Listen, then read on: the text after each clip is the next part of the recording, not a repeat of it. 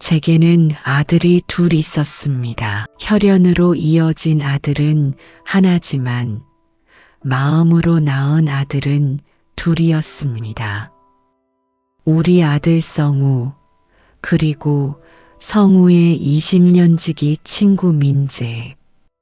성우가 초등학교 2학년 때였지요. 말도 없는 아이였는데 어느 날 비 오는 날 우산을 안 가져가 울고 있던 친구에게 우산을 씌워줬다더군요. 그 아이가 바로 민재였습니다. 그때부터였습니다. 둘은 같은 반이 아니어도 같은 학원이 아니어도 방학이면 서로의 집에 눌러 살았고 시험 끝나면 서로 먼저 연락하며 치킨 한 마리 뜯어먹는 그런 사이였습니다. 민재는 참 착한 아이였습니다. 어버이날이면 카네이션을 2개 사오던 아이. 우리 아들 하나 줘도 될 것을 굳이 저한테도 손수 만든 카네이션을 달아주며 말하던 아이였습니다. 이모, 저도 엄마한테 해보지 못해서요. 그 말을 듣고 저는 그 아이가 제게 엄마라는 말을 하지 않아도 마음으로 아들을 하나 더 얻은 기분이었습니다. 민재가 우리 집 현관문 비밀번호를 외우고 드나드는 것도 냉장고를 마음대로 열어 물 한 잔 마시는 것도 저는 전혀 어색하지 않았습니다. 그만큼 믿었고 그만큼 품었습니다.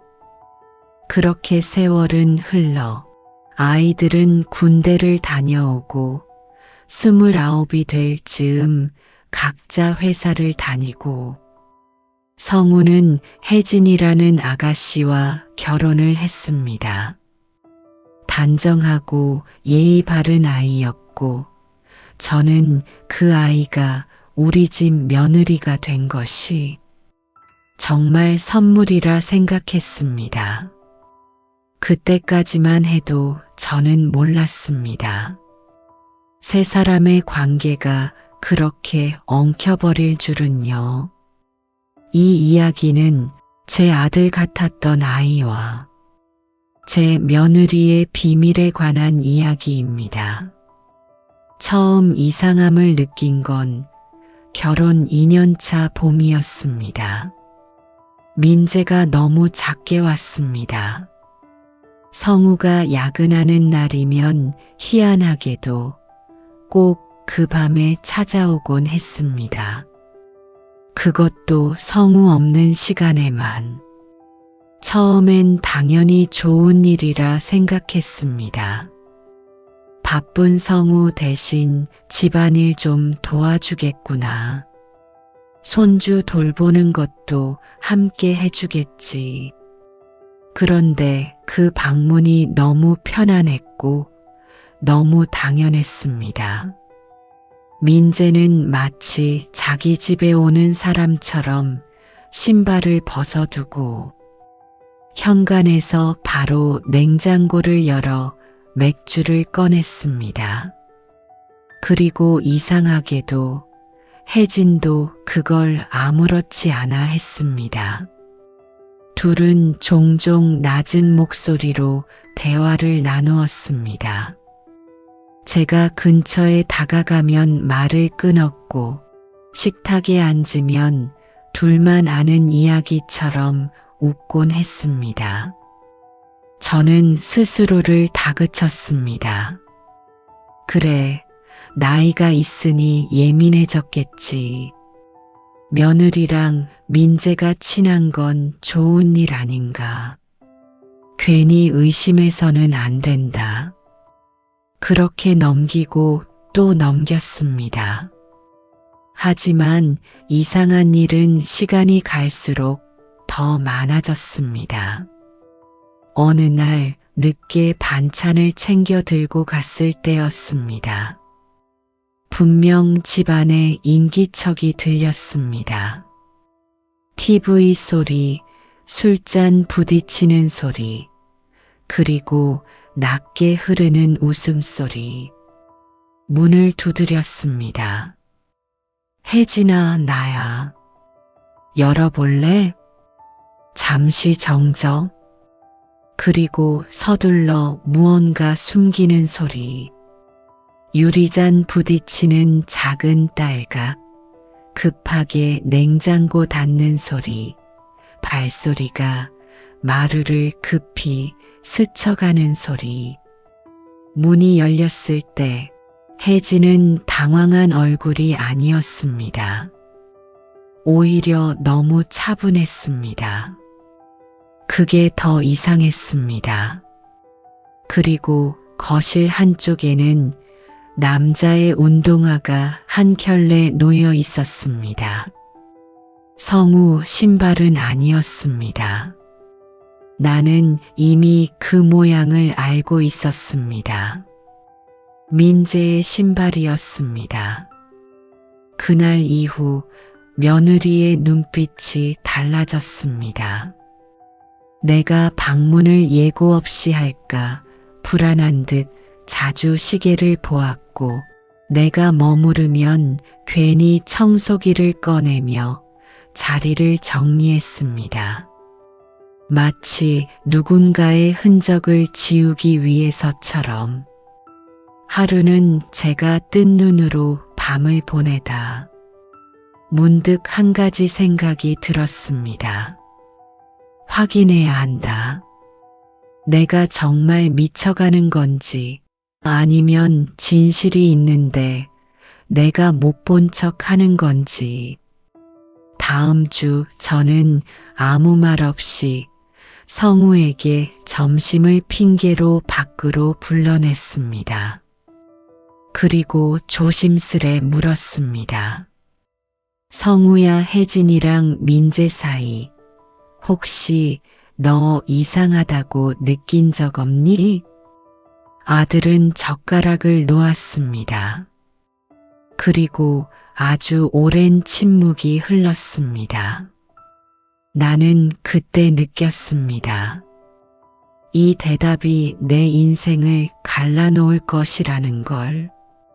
성우는 입술을 떨며 말했습니다. 엄마도 느꼈어? 그 한마디로 충분했습니다. 알고는 있었지만 확인하는 순간 무너지는 진실들이 있습니다. 저는 달리 반응할 수 없었습니다. 숨이 막히고 손끝이 얼어붙었습니다. 눈물이 나오지도 않았습니다. 그날 저는 집으로 돌아오는 길에 생각했습니다. 도대체 언제부터였을까? 우산을 씌워주던 그날부터였을까? 내가 두 아들이 있다고 믿었던 그 순간부터 틀린 것이었을까? 아들은 하나였고 한 사람은 남의 남편을 사랑한 걸까? 밤새 뒤척이며 내린 결론은 하나였습니다. 직접 확인해야 한다. 외면하지 않고 똑바로. 얼마 후 저는 민재와 혜진이 둘만 있는 집에 들어섰습니다. 성우는 출장 중, 시간은 밤 11시. 문을 열었을 때 보았던 장면. 그 장면은 지금도 제 평생에서 지워지지 않습니다. 소파 위 아주 가까운 두 사람. 둘은 미처 떨어지지도 못한 채, 제 이름을 부르지도 못한 채 얼어붙어 있었습니다. 그 순간 제 입에서 나온 말은 그저 한 줄. 내가 본 걸 말해야겠니? 아니면 너희가 먼저 말하겠니? 소파 위에 두 사람. 흐트러진 담요와 테이블 위 미처 비워지지 못한 와인잔 2개. 그 잔 사이에 놓인 치즈 조각과 아직 따르지 않은 와인 1병. 늦은 밤 커튼은 반쯤 쳐져 있었고 방 안엔 노란 스탠드 불빛 하나만이 켜져 있었습니다. 저는 그 장면을 보며 한동안 아무 말도 하지 못했습니다. 내 무릎이 떨렸고 손끝이 저려왔습니다. 머리카락 하나가 뺨에 닿는데도 세상이 흔들리는 것 같았습니다. 그러나 목소리는 흔들리지 않았습니다. 이상하게도 아주 또렷했습니다. 내가 본 걸 말해야겠니? 아니면 너희가 먼저 말하겠니? 민재가 먼저 무너졌습니다. 그토록 의젓하게 자라서 사람 앞에서 당당하던 아이가 그 자리에서 아이처럼 울었습니다. 이모 죄송해요. 저 정말 죄송해요. 그 말은 사죄였지만 그 울음은 사랑을 잃은 사람이 우는 울음처럼 들렸습니다. 그게 더 무서웠습니다. 혜진은 한참이나 말을 하지 않았습니다. 하지만 눈을 피하지도 않았습니다. 오히려 똑바로 저를 바라봤습니다.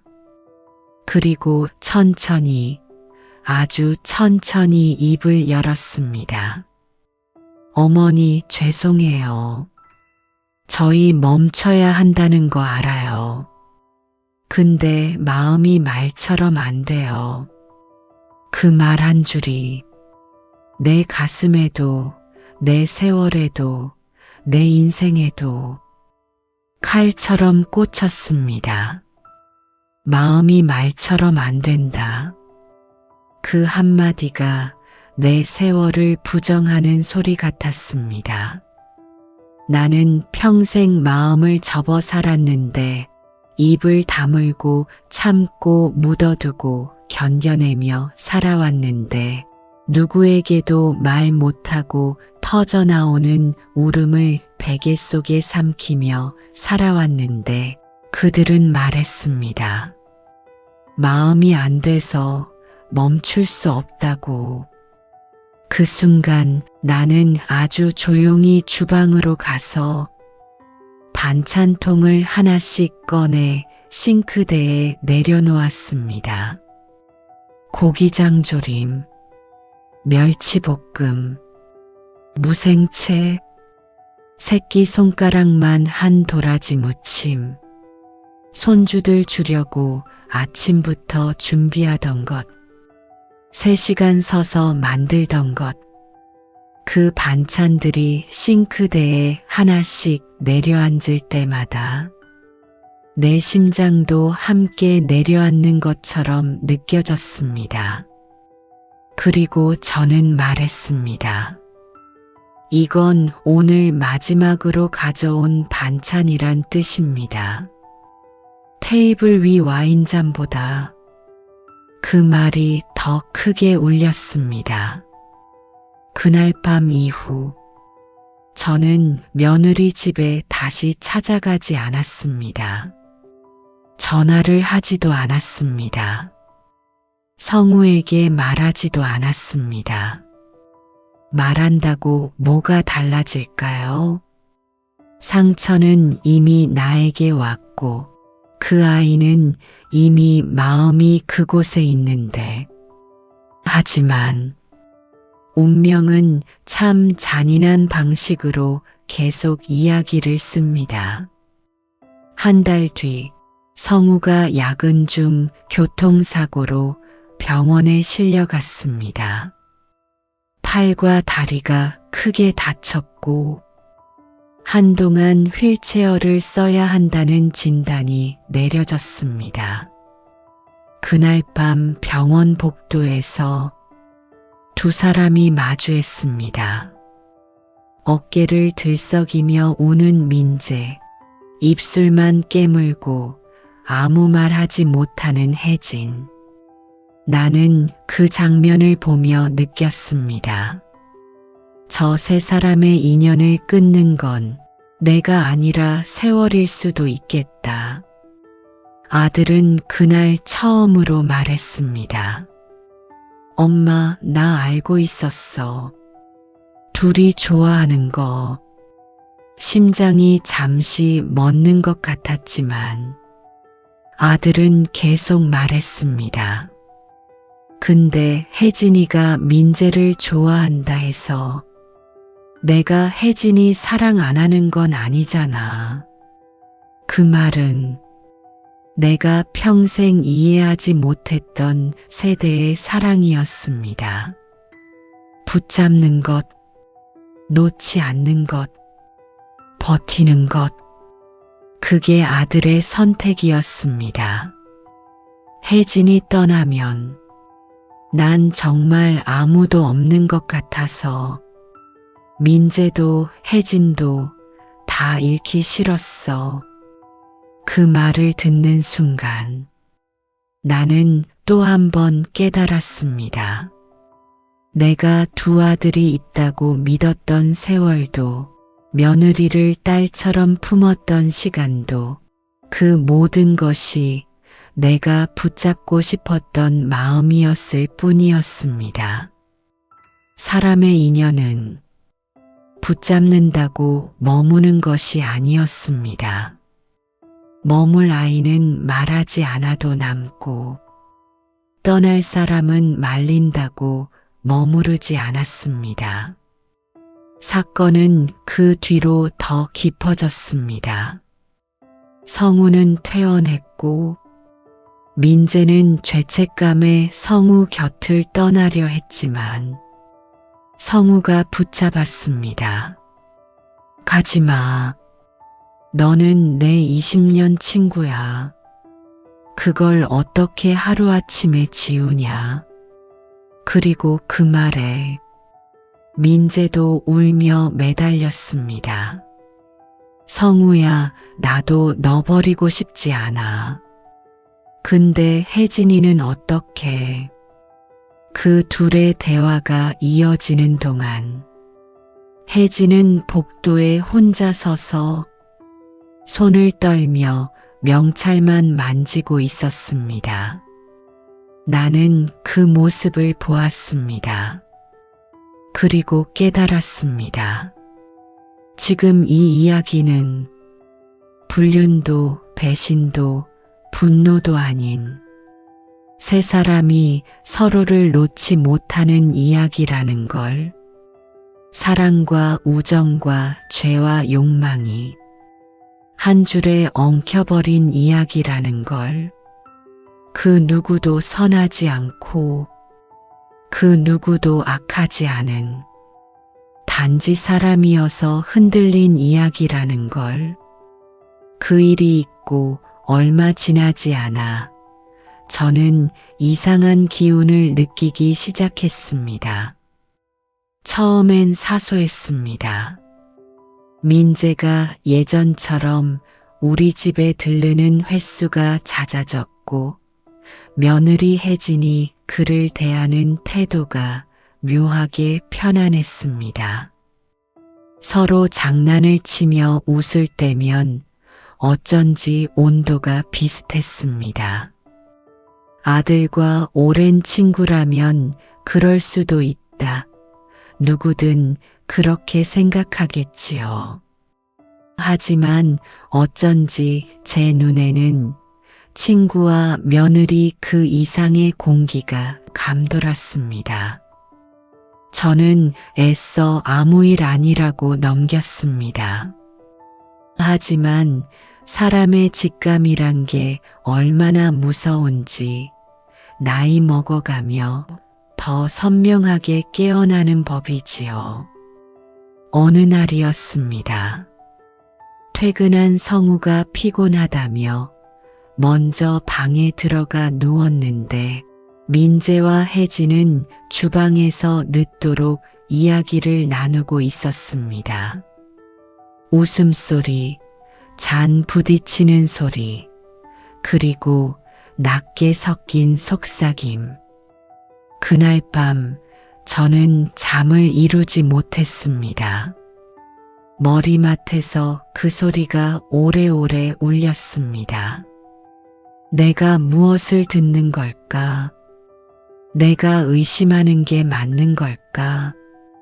스스로에게 물으며 가슴이 뛰었습니다. 며칠 뒤 저는 조심스레 혜진에게 말했습니다. 애들 아버지 생각나네. 너는 민재가 자주 오는 거 부담스럽지 않니? 혜진은 머리칼을 넘기며 웃기만 했습니다. 어머니, 민재 오빠요? 그냥 성우랑 친한 친구잖아요. 제겐 가족 같은 사람인데요. 너무 태연했습니다. 너무 자연스러웠습니다. 그 태도 하나가 오히려 저를 더 불안하게 만들었습니다.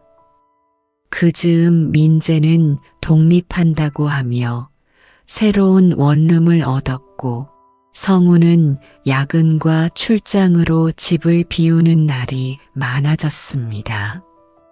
그리고 이상하게도 성우가 없는 날이면 혜진은 저녁에 외출하는 일이 빈번해졌습니다. 저는 모른 척했습니다. 그저 마음속에서만 골마가는 질문을 쥔 채 혹시 아니겠지. 설마 우리 아들보단 아니겠지. 그런데 어느 날 그 설마가 현실이 되었습니다. 비가 오던 늦은 밤이었습니다. 성우는 며칠째 출장 중이었고 저는 늦게까지 라디오를 들으며 거실에 앉아 있었습니다. 혜진은 친구와 약속이 있다며 외출했고 시간이 훌쩍 지나도 돌아오지 않았습니다. 12시, 1시, 2시, 끝내 저는 우산을 챙겨 나섰습니다. 그 아이가 어디 있는지, 왜 가슴이 이끌리는지 마치 오래전 학교 앞에서 아들을 찾아 헤매던 그때처럼 발이 먼저 움직였습니다. 택시를 타려는데 마침 제 앞을 지나가는 차 한 대가 보였습니다. 헤드라이트 사이 뿌연 빛 속에서도 저는 알아볼 수 있었습니다. 운전석엔 민재, 조수석엔 혜진. 두 사람은 서로를 바라보며 웃고 있었습니다. 빗물로 젖은 유리 너머였지만 두 눈이 마주쳤습니다. 민재가 놀란 듯 몸을 굽히고 차를 돌리려 했고 혜진은 입술을 깨물며 제 얼굴을 보았습니다. 그 순간 제 안에 있던 마지막 희망이 천천히 무너졌습니다.